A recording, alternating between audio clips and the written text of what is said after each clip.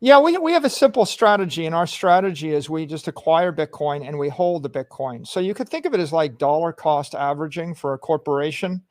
And I think when you're in a chaotic macroeconomic environment like we're living through, where you have a massive expansion in the money supply and then a massive contraction in the money supply, and people are being tossed and turned by uncertainty, then the best strategy to maintain your sanity as an investor is you focus on a basket of high quality property, scarce desirable property that you think that affluent, intelligent investors will want to buy from you in a decade. And of course, we happen to think that Bitcoin is the highest quality, scarce, desirable property. And then once you've figured out what that thing is you're going to acquire, then you just keep acquiring it as you have free cash flow. Are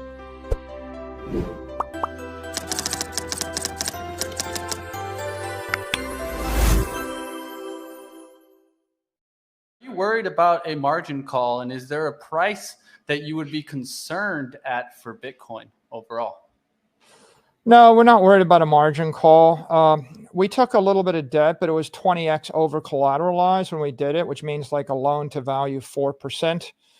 And so, I mean, if Bitcoin went to $3,000 a coin, we'd have to post some other collateral, but we have other collateral.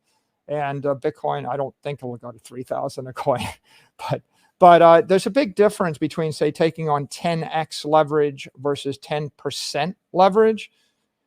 If you have $5 billion in collateral and you take on 10x leverage, that means you borrowed $50 billion. If you have $5 billion in collateral and you take on 10% leverage, it means you borrowed $500 million. So we had, I think when we went into that, $4 billion of collateral, we borrowed $200 million. So it was a very thin layer of leverage. So I don't really much concern about it. The key with these things is you have to be able to last through the 4-year cycles. So when you lay out your strategy, if you can't last for 4 days or 4 weeks, right, then you're a speculator or a gambler. But when you're looking out 5 years in advance and you think about the volatility, then it's an investment strategy. Yeah, well, I think the entire crypto industry has a lot of confusion right now. The industry's had a lot of creativity, and people like creativity when they're getting rich, but they're not such a big fan of that when it leads to confusion and chaos and they're getting wrecked.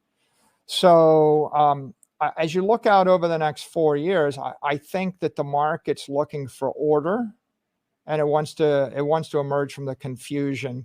And until it gets that order, the free market's testing every component.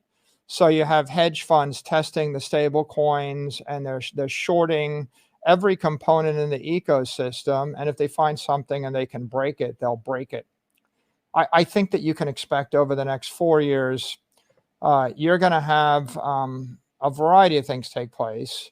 If I look at the future, I think we're going to see guidance and support from the IRS, the SEC, the CFTC, FASB, OCC, and FDIC. And so that's an important part of the industry growing up. I think that you're going to see broader scale adoption on the layer 1 of Bitcoin as a store of value by larger institutions, investors, companies, and a lot more retail investors. I think that you're seeing innovation on the layer 2, which is Lightning, and the layer 3, which is the application layer, like a cash app.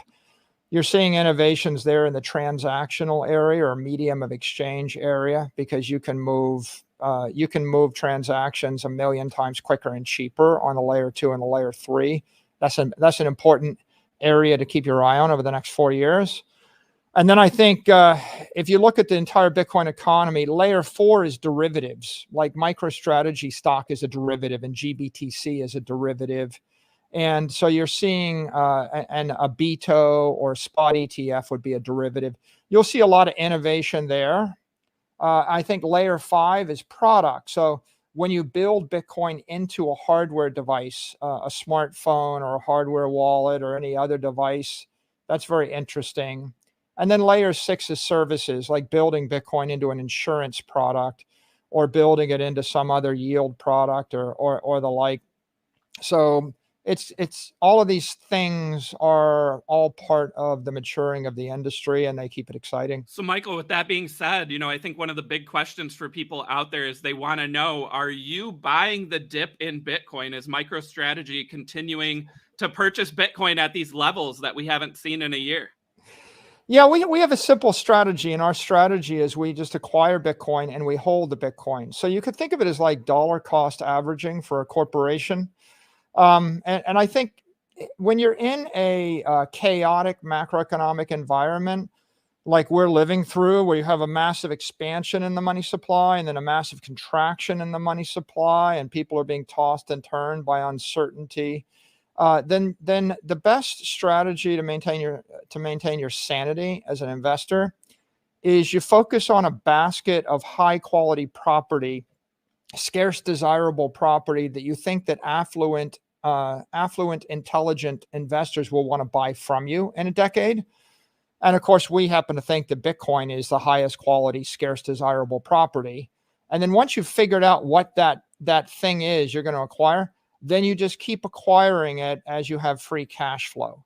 And so MicroStrategy acquires Bitcoin whenever we have extra cash flow available. And because we're a profitable company and we continue to generate cash, we just sweep that cash into Bitcoin, and we designate Bitcoin as our treasury reserve asset. And so you give me an extra $10 million in cash flow, I convert it to Bitcoin. I don't really focus so much on the next 4 weeks or 12 weeks or the like, because there's been like 3 cycles in Bitcoin in the last 2 years where it moves up and it moves down. And if you try to time the market, you're going to be very frustrated. But if you look out over 4 years or 6 years or 8 years, then simply acquiring high quality property with free cash flow is generally a really good investment strategy, and it's a good inflation hedging strategy versus just sitting on cash. You actually had a kind of bearish take on Bitcoin on Twitter back in 2013. What was it that made you change your opinion on Bitcoin and really see the light going forward? You have to put time into your own education process. So most people are against Bitcoin before they're for Bitcoin. And if you've only had a few minutes or a few hours to think about it, your reflexive reaction is this is scary or dangerous or uncertain. And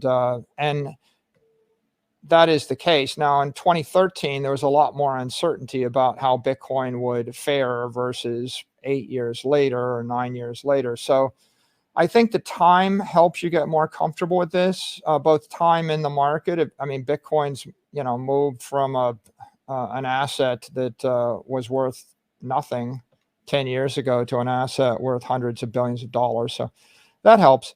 But I think that the average person needs to spend about 100 hours in order to understand what Bitcoin is and get comfortable with it. And you're not going to spend 100 hours learning a new thing unless you have an incentive. So the big catalytic event that caused a lot of institutional investors and a lot of corporations to discover Bitcoin was the COVID crisis and the financial crisis that kicked off in March of 2020. And I think that's brought a lot of attention to the space, and it has catalyzed the evolution of the asset. That's it for today, guys. If you found this video useful, then don't forget to like the video and share this knowledge with your friends and family. And don't forget to check out the full video, link is in the description. Thank you.